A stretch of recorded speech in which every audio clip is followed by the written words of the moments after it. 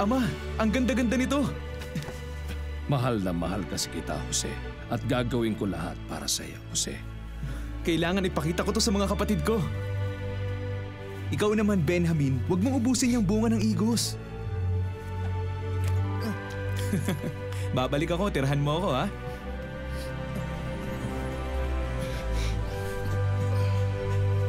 Paalam!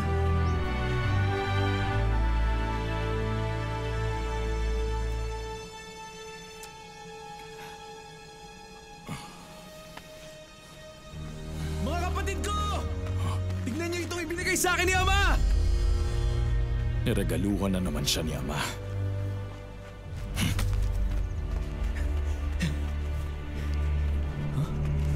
Levi, Huda, anong binabalak niyo?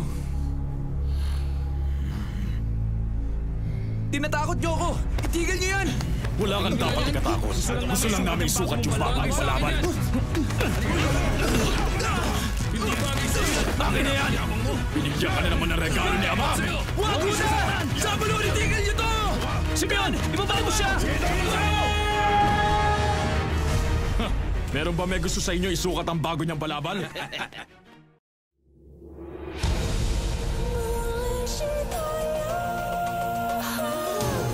the word for all time, the word for all the world. The story forever alive. Superbook.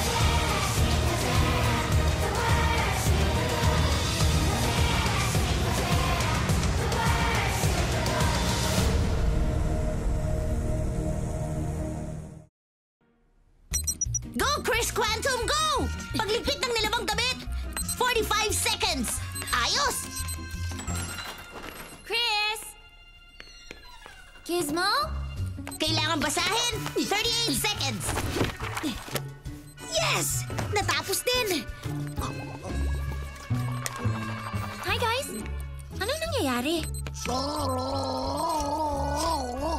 Alam mo, hindi kita naiintindihan. Ano bang ginagawa niyo? Pagmumumog, 10 seconds. May perpektong planong ginawa si Chris para matapos na lahat ng gawain ng trabaho niya dito sa bahay bago kami umalis para sa soccer match. Paglinis ng kwarto, eksaktong 5 seconds.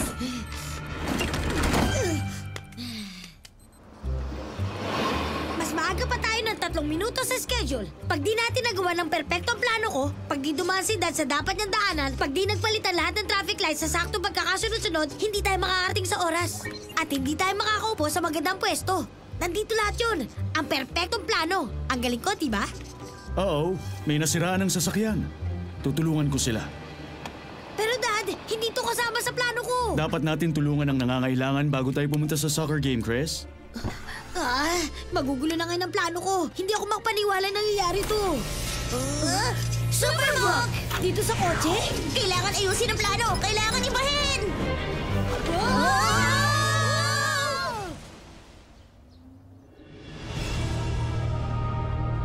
Ipakikilala ko kayo sa isang lalaking nagtiwala sa kalooban ng Diyos sa kabila ng maraming pagsubok na dinaanan niya.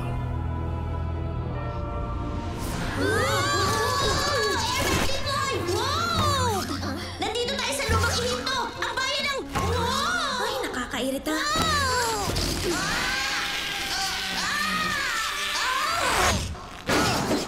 Nairita ka? Nahilo ko dun ah! Okay, bilangguan. Wala na siguro mas lalala pa dito.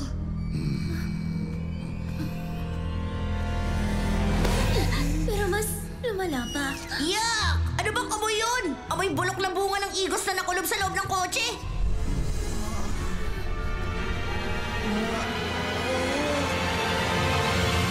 Kumusta? Hi. Okay.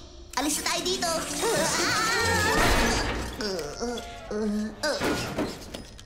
Tot, iniistorbo mo ba yung mga bago kong alalay? Oh, hindi po. Hindi. Sa palagay ko, hindi nga. Kawal, maaari mo bang palabasin ang tatlong ito? Pagsisilbihan nila ako. Guys, alam ko na kung saan galing yung amoy ng kulob na bunga ng igos. Igos? Igos?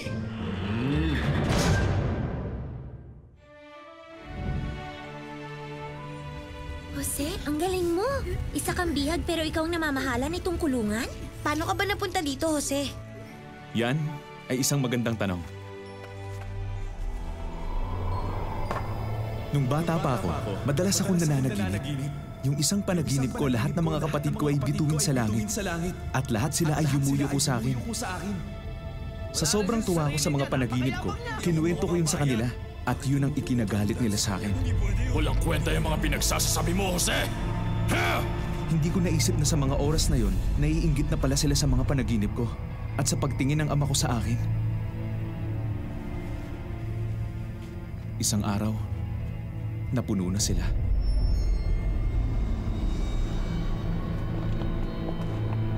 Ibinenta ako bilang alipin ng sarili kong mga kapatid. Narinig kong pinag-uusapan nila kung paano nila sasabihin kay ama na napatay ako ng mabangis na hayop.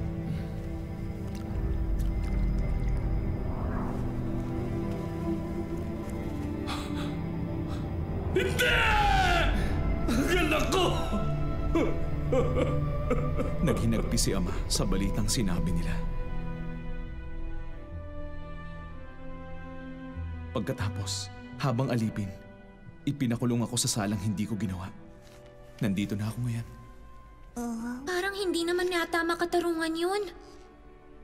Ngayon gusto ko lang magkaroon ng pagkakataong makaharap sila. Malaman kung anong klaseng mga tao na sila ngayon. Sana naman nagbago na sila. Jose, alam ko na. Ang kailangan mo ay isang perpektong plano. Plano maglalabas sa'yo dito. Ibig ko sabihin, paano ka titingalain at tigagalang ng mga kapatid mo kung nandito ka sa kulungan? May plano ang Diyos sa bawat isa sa atin, Chris. Alam ko yon. At kung ano man ang dahilan kaya ako nandito ngayon, alam kong para yun sa ikaluluwalhati niya. Jose! Naku! Naku! Matagal na panahon na, kaibigan. Akala ko nakalimutan mo na ako. Patawarin mo ko, Jose. Halika, ito na siguro ang pagkakataon para makalabas ka dito. Nandito ako sa utos ng paraon dahil sinabi mo sa akin ang kahulugan ng panaginip ko 2 taon na nakakaraan nung nakakulong din ako dito. At lahat ng sinabi mo tungkol sa panaginip ko, nagkatotoo, Jose. Ibinalik ako ng paraon sa posisyon ko, gaya nung sinabi mo. Pero ngayon, ang paraon mismo nagkaroon ng napakasama at nakababahalang panaginip, Jose. Walang sino man na makapagpaliwanag sa kanya kung anong ibig sabihin nun, kaya wala siyang kapayapaan. Ang Espiritu at nag-iisa na tunay na Diyos ang magbibigay sa kanya ng kailangan niya. Oo, pero kung hindi malulugod ang paraon sa sasabihin mong kahulugan,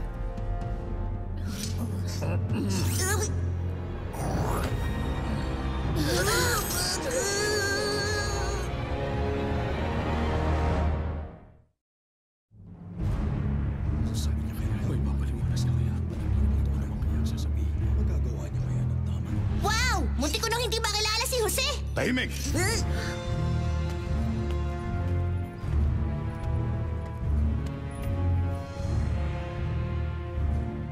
Nabalitaan kong mahusay kang magpaliwanag ng mga panaginip.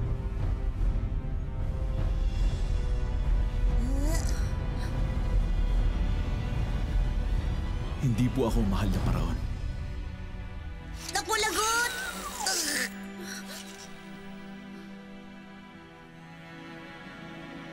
Ang Diyos ang magbibigay sa paraon ng kapayapaan.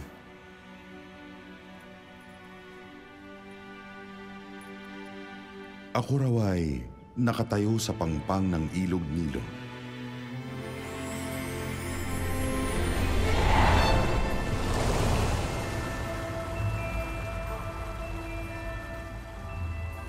May 7 magaganda at matatabang bakang umangon sa ilog at nanginain. Walang ano-ano'y 7 mga baka na payat.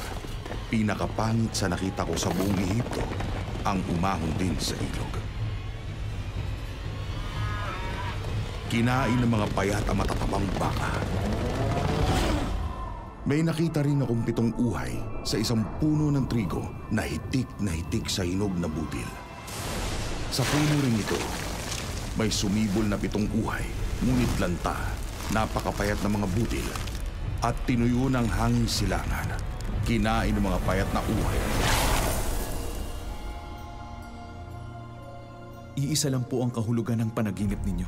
Ang 7 matatabang baka at 7 matatabang uhay ay parehong 7 taon ng kahulugan. Ang 7 payat na pangit na baka at 7 payat na butil na uhay na pinatigas ng mainit na hangin na galing sa silangan ay nangangahulugan po ng 7 taong taggutom. Ipinahayag sa inyo ng Diyos kung ano po ang kanyang gagawin. Sa loob po ng darating na 7 taon, magiging labis ang kasaganaan sa buong Ehipto. Pero pagkatapos, 7 taong taggutom ang susunod agad na parang hindi nakaranas ng kasaganaan ng mga tao. Magugutom ang Ehipto. Kaya ngayon, mahal na Paraon, kapag sa panahon ng kasaganaan hindi kayo naghanda para sa panahon ng taggutom, ang Ehipto ay hindi maililigtas. Hindi magugustuhan ng Paraon ang sinabi niyang yan.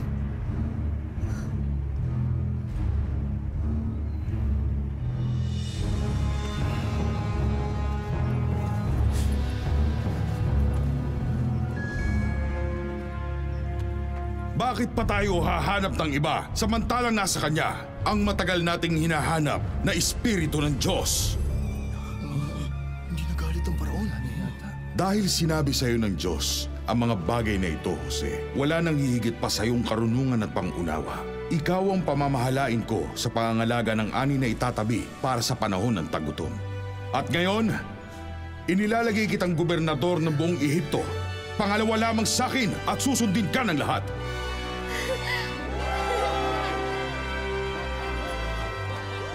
Hindi ako makapaniwala. Oo nga, mula preso, naging gobernador siya sa isang iglap. Guys, tinulungan tayo ni Jose doon sa bilangguan. Kaya dapat rin natin siyang tulungan. Kapag nagtagumpay siya, pwede na niyang balikan ang mga kapatid niya sa Kanaan kung saan siya titingalain tulad sa panaginip niya.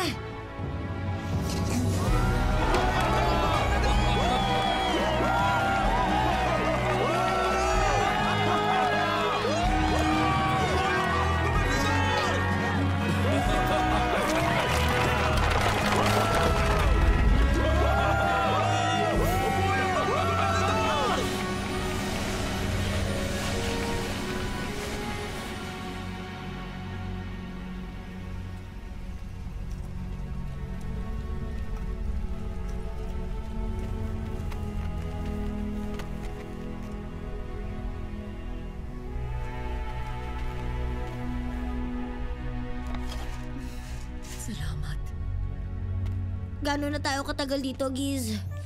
May ilang araw na rin mula nang dalhin tayo dito ni Superbook. At lahat ng plinano mo para tulungan makabalik si Jose sa mga kapatid niya sa Kanaan, wala naman nangyari. Eh kung tulungan mo na lang kami, Chris. Maraming tao nagugutom at gustong bumili ng palay. Alam mo ba, Chris? Yung plano mong ibalik si Jose sa mga kapatid niya, hindi yun mangyayari. Maliban na lang kung silang pumunta dito. Talaga? Kapag nangyari yon, magpapakalbo ka at magbibihis babae. Magandang araw. Ako si Huda. Naparito kami ng mga kapatid ko mula pa sa Kanaan. Hihiramin ko lang saglit yung labahan ni Jose, ha?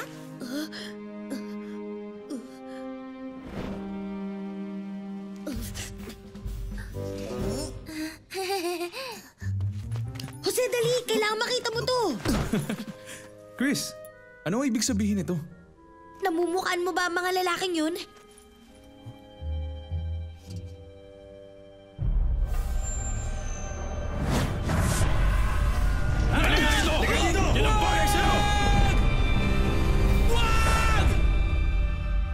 Sila ang mga kapatid ko. Palagay mo makikilala ka pa nila sa tagal ng panahon? Akala siguro nila patay na ako. Pero may dahilan ng Diyos kaya dinala sila dito. Okay, ganito ang gawin natin. Magpapakilala ka tapos gamitin mo ang kapangyarihan mo para maangkin mo ang lupain nyo. Tapos noon susundin ka na nilang lahat. Katuparan mo sa panaginip mo. Wata! Ang galing ko, hindi ba? Ang kailangan kong malaman ay kung nagbago na ba sila. Ako ang gobernador dito.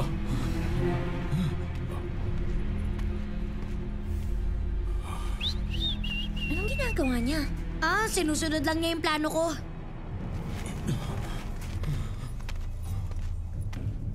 Taga saan kayo? Mula sa lupain ng Kanaan para bumili ng pagkain. Kayo'y mga spiya at naparito kayo upang makita ang kahinaan ng aming bansa, hindi ba? Ano? Gobernador, 12 kaming magkakapatid. Ang pinakabata, si Benjamin, kasama ng aming ama sa Kanaan. Yung isa naming kapatid ay patay na. Malalaman ko rin kung sino talaga kayo! Makinig ka sa sasabihin ko. Hindi kayo aalis hanggat hindi nyo dinadala ang bunso nyong kapatid dito. Mga kawal! Kunin sila lahat!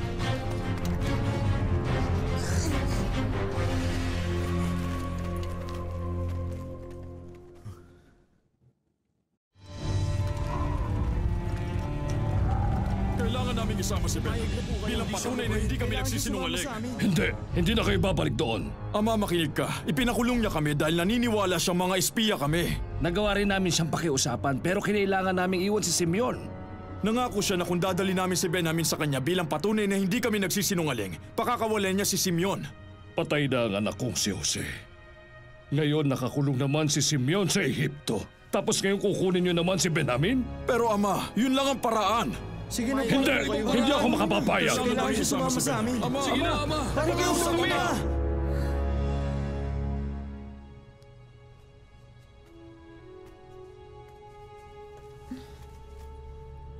May naaalala ka pa ba sa kapatid mong si Jose?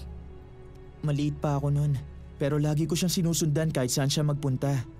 Sinabi ko pa nga na gusto kong maging katulad niya paglaki ko. Siguradong magugustuhan niya yun. Ibig ko sabihin, yun ay kung... Alam mo na. Alam ko. Matagal na panahon na pero hanggang ngayon umiiyak pa rin si ama sa pagkamatay niya.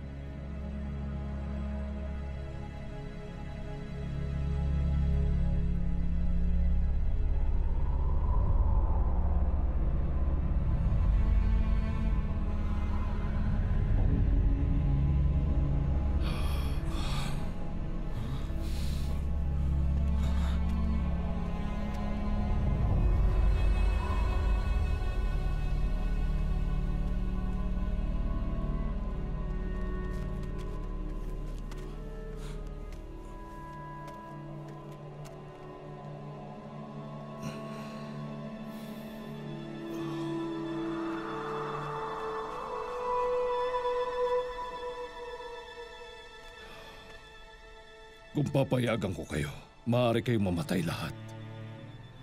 Kung hindi kami babalik, mamamatay tayong lahat.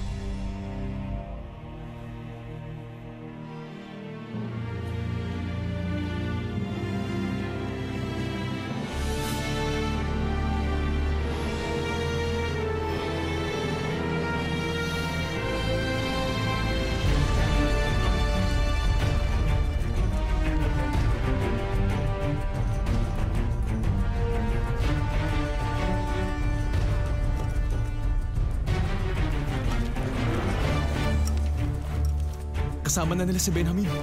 Pagdating nila, dalhin mo silang lahat doon sa palasyo.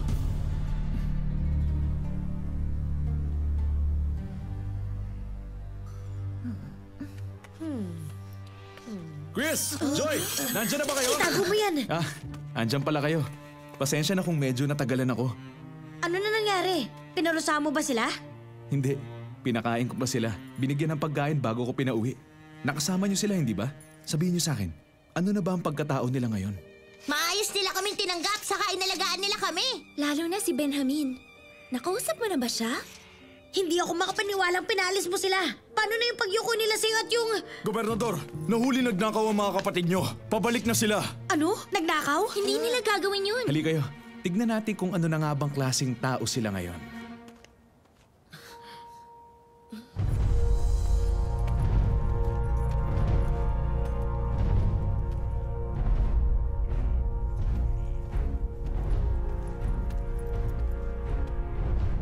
Kung ganon, si Benjamin na magnanakaw.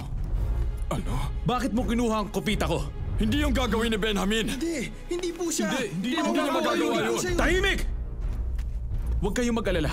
Hindi ko kayo parurusahang lahat. Maliban sa kanya, mananatili siya dito bilang alipin ko. Jose, makinig ka! Kung may dapat kang parusahan, ako na lang ang alipinin mo. Hayaan mo siyang makauwi sa amin. Gusto mong pumalit sa kanya? Opo. Masyado nang nasaktan ng ama namin nung mamatay ang isa naming kapatid. Hindi ako papayag na maranasan niya uli yun.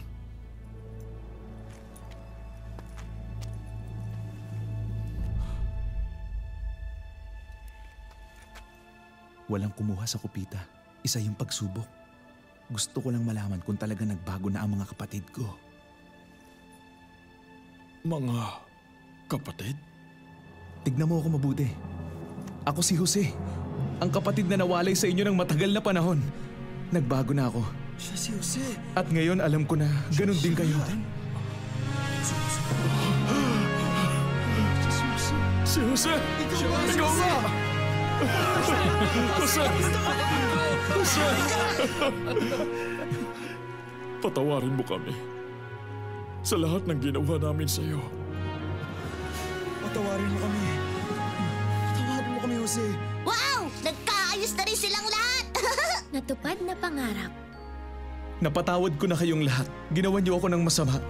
Pero may dahilan ng Diyos kaya nangyari yun. Isinugo ako ng Panginoong Diyos dito para maraming buhay ang maligtas. Bumalik kayo kay Ama. Sabihin niyong ang Diyos ay ginawa ang anak niyang gobernador ng Ehipto. Siya at ang buo nating pamilya ay lilipat na dito, kung saan ako na ang bahala sa inyo. Sigurado ka sa Diyos, si Ama! Walang natupad sa mga plano ko para kay Jose. Pero masigit na maganda pa yung nangyari. Uuwi na tayo! Siguro aabot pa tayo doon sa soccer match!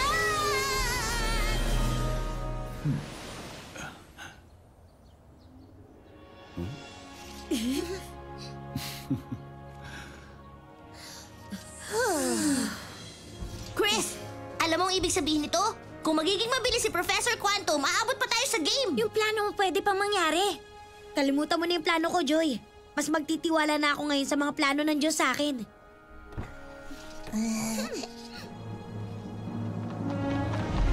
Kayaw ka magtiwala, buong puso at lubusan upang ikay patnubayan sa iyong mga tatahakin. Jose! Nandito si Ama! Aking Ama!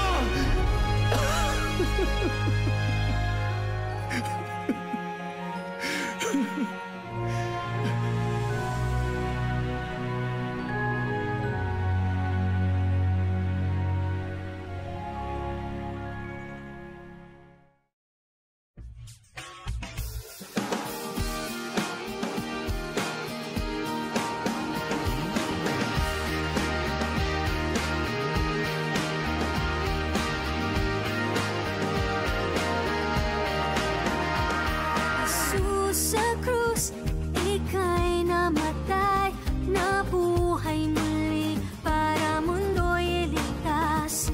Kasalanan ko ay patawarin mo, maging Panginoon, kaibigan ko.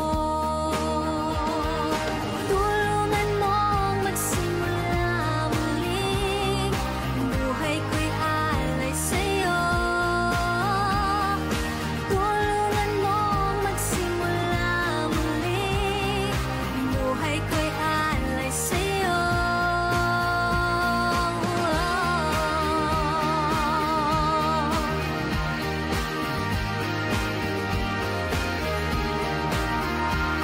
Jesus sa krus, ika'y namatay, nabuhay muli para mundo'y iligtas. Kasalanan ko ay patawarin mo, maging Panginoon, kaibigan ko. Tulungan mong magsimula muli, ang buhay ko'y alay sa'yo. Tulungan mong magsimula muli, ang buhay ko'y alay sa'yo.